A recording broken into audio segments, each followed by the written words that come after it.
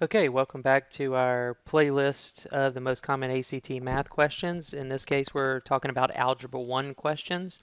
Our second skill that we see show up the most on the ACT for Algebra 1 is evaluating expressions. Now, I'm not trying to use these videos as an actual lesson in math. I'm just trying to show you the problems that pop up, but it does bear kind of reviewing what the word evaluate means.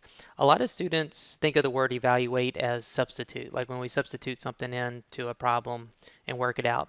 What evaluate really means is to find the value of an expression. Well, to find the value of an expression, you kind of think of it as a number, like what number is this value? Well, in order to do that, in a lot of cases, you have to take the values that are given for certain variables and then substitute them into the expression before you can actually find the numerical value of that expression. Now, when doing this, anytime that you evaluate, anytime that you substitute, and I'm going to say this probably a number of times in the example problems, I want you to use parentheses. Whether it's positive or negative, I want you to use parentheses because a lot of times the ACT is going to give you problems where you have exponent values.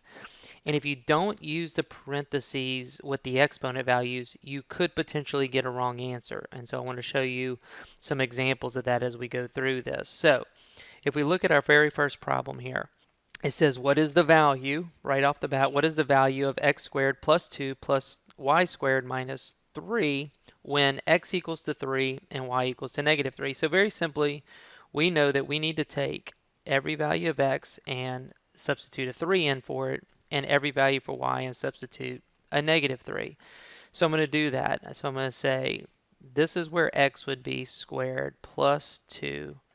This is where y would be squared minus 3. And so what I'm going to do is I'm going to take x equals to 3 and I'm going to plug it in for that placement of x. And I'm going to take y equals to negative 3 and I'm going to plug it in for this placement of y. Now that's really important that I use parentheses, especially in the second one, because when you take negative 3, if you took negative 3 and squared it and put in your calculator, you would get negative 9. But we don't want negative 9. We want to square the entire negative 3, and by using parentheses, we end up getting a positive 9. So this is a very important distinction that you really need to make when evaluating. So if I do 3 squared, I get 9 plus 2. If I do negative 3 squared and I do it the correct way, I'm going to get a positive 9 and then minus 3. And if I put all that together, I'm going to get a value of 17, which you can see in this case is answer choice E. Okay, so that's a very simple evaluation problem that you could see on the ACT.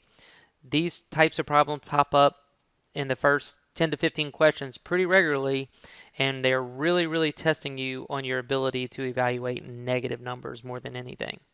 All right, let's go to the next problem. Okay, so you can see we have a word problem here, and so you think to yourself, how is this an evaluation problem? Well, you need to pay attention to what they're giving you, and they need to pay attention to what the variables mean. So it says the length, L in meters, of a spring is given by this following equation, where F is the applied force. It says what force, so we're looking for F in newtons, must be applied for the spring's length of 0.18. So we have a length of 0.18. So there's our evaluation. So if this is our equation and we want to find, we are given a length, we are evaluating the L. We are plugging in a value for the L. Now here's the tricky part about this. This is where the ACT can test you on multiple skills at the same time.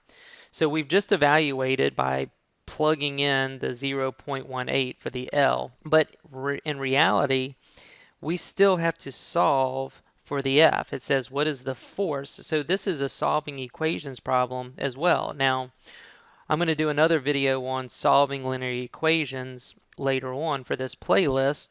Now, this is the first skill here is evaluating by plugging in or substituting, if you will, 0.18 for the L. Now we need to solve. So we're going to do so by subtracting 0.03 from both sides.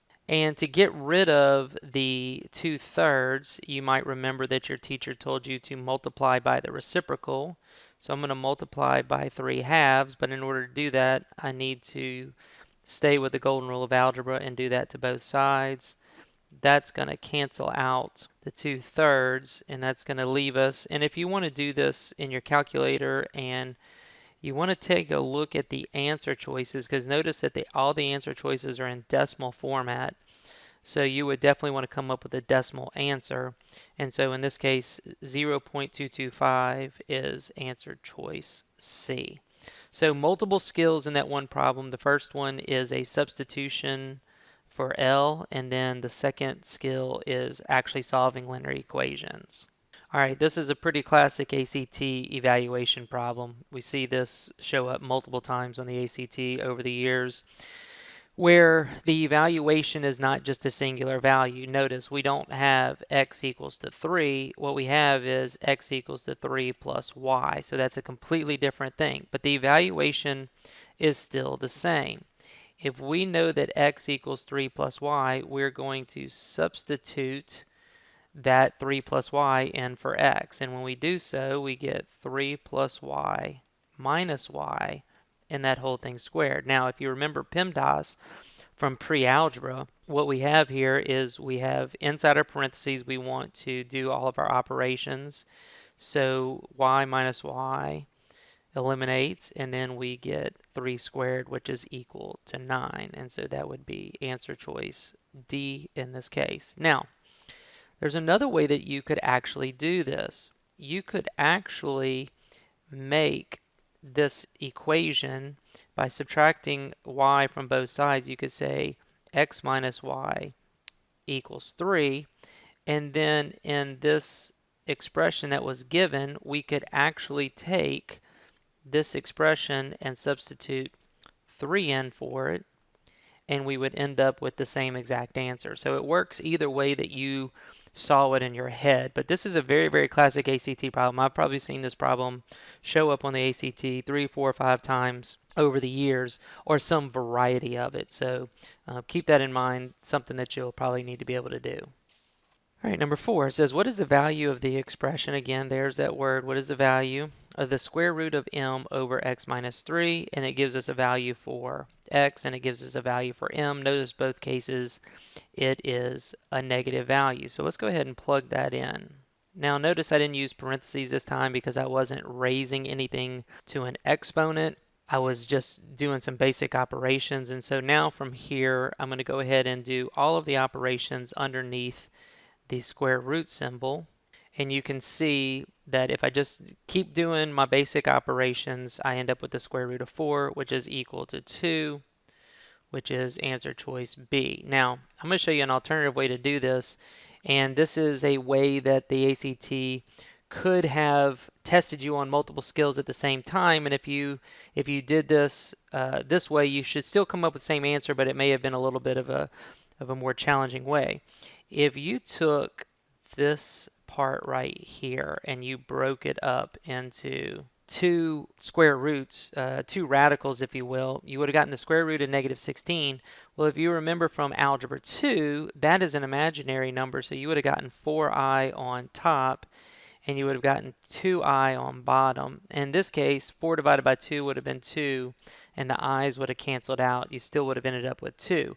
But that shows you why these answer choices have an I in them as a distracting answer, or as a bait answer, if you will. So be careful. Try not to make these problems any harder than they necessarily are. And don't forget your PEMDAS rules. Simplify within the grouping symbols as far as you can before actually initiating the grouping symbol. Okay, this last one is a good one. This is one that would probably show up in the last 30 questions of the ACT. The SAT used to give questions like this a lot. They've backed away from it, but the ACT has started to pick up these questions. So what they've done is they've given you an expression that doesn't look like anything that you've ever seen before. You know, there is no operation for, the pound sign or the number sign. So they're making up this calculation or this expression, and they want you to follow this rule, so to speak. Okay, and so you can see the rule that's given to us here, and we want to be able to follow it. Now, here's the thing. They've given us this twice, and we know from PEMDAS that we need to do what's inside the parentheses first.